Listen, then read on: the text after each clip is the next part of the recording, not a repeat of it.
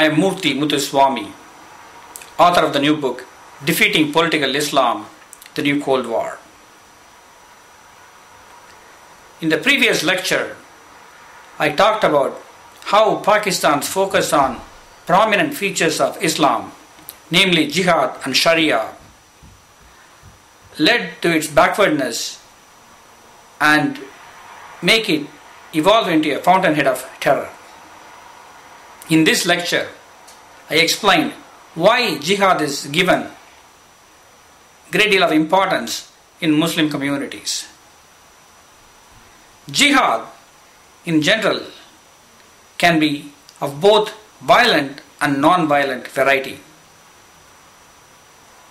And both of them are geared toward conquest of unbelievers.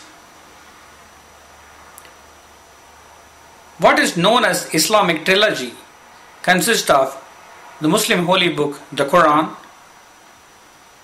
the Hadith, which is Prophet Muhammad's sayings and actions, and Sirah, the biography of Muhammad. In my book, I have pointed out that about 61% of the contents of the Quran either speak ill of unbelievers or call for their violent subjugation. While get this, only 2.6% of the verses of the Quran has any goodwill at all toward humanity. It is important to note the overall thrust of conquest in Islam's holy book.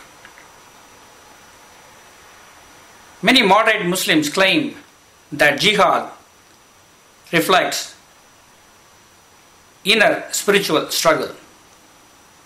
However, a statistical analysis tells a different story. Nearly 75% of Muhammad's biography, the Sirah, consists of violent jihad waged on unbelievers. About 97% of the references to jihad in hadith is in the context of war.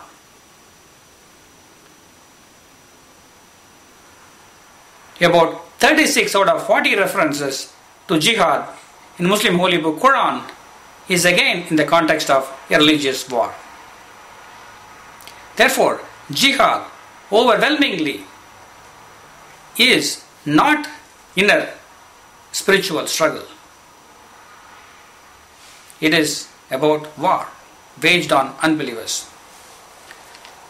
Indeed, Muslim jurists who have pored over Islamic scriptures for hundreds of years, if not 1,000 years or so, have concluded overwhelmingly that according to Islamic doctrines, unbelievers or non-Muslims must be subjugated through a violent jihad.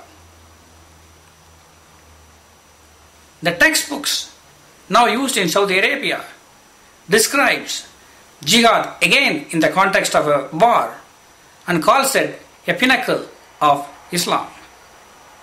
In my previous lecture, I talked about how the government sponsored textbooks for students in Pakistan, advised them to sacrifice everything, including life, for a violent jihad. Let me now quote that is, Ayatollah Khomeini, the founder of Islamic Republic of Iran, who himself is a very highly acclaimed scholar of Islam.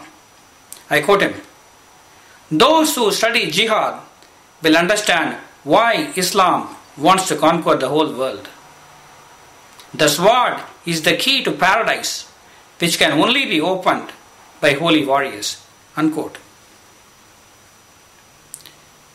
Success of modern jihad requires more than theology. It requires Muslim populations to identify with a personal cause.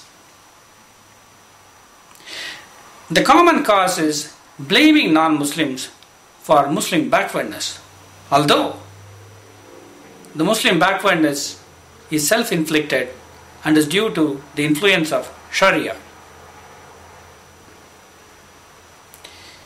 This perception of injustices creates a great deal of anger and hatred toward non-Muslims. This then sets the stage for waging jihad on the basis of Islamic theology. So you can see that the marriage of theology and the so-called injustices form the basis for waging jihad. Here is something very important. Not just a tiny minority of Muslims, but there exists a broad-based support for jihad among Muslim communities all over the world. A Pew Global poll conducted in 2006 indicated that majority of the Muslims in Nigeria, Egypt and Jordan justified attacks on non-Muslims in order to defend Islam. This is true of a third of Muslims polled in developed non-Muslim Western nations, including France, Spain and Great Britain. We need to understand that conquest through jihad is not an illusion. It is a present day reality, unfortunately. Let me give you a prominent example. Islamic conquest has been underway in South Asia, where I come from, for the past 60 years. In every Muslim majority region of South Asia, including Pakistan, Bangladesh and Kashmir, non-Muslim populations have been decimated. Non-Muslims have been expelled from these regions to India. They have been forced to convert to Islam and have been marginalized due to discriminatory constitution and laws. In summary, the thrust of conquest in Islamic doctrines ensure that jihad remains a very powerful and prominent feature of Islam.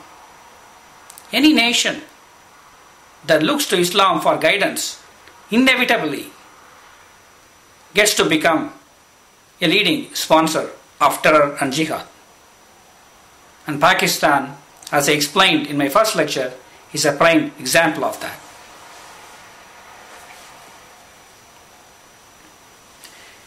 In the next lecture, which is the third in this series, I explain why Sharia is another prominent feature of Islam and is so powerful and influential in Muslim communities.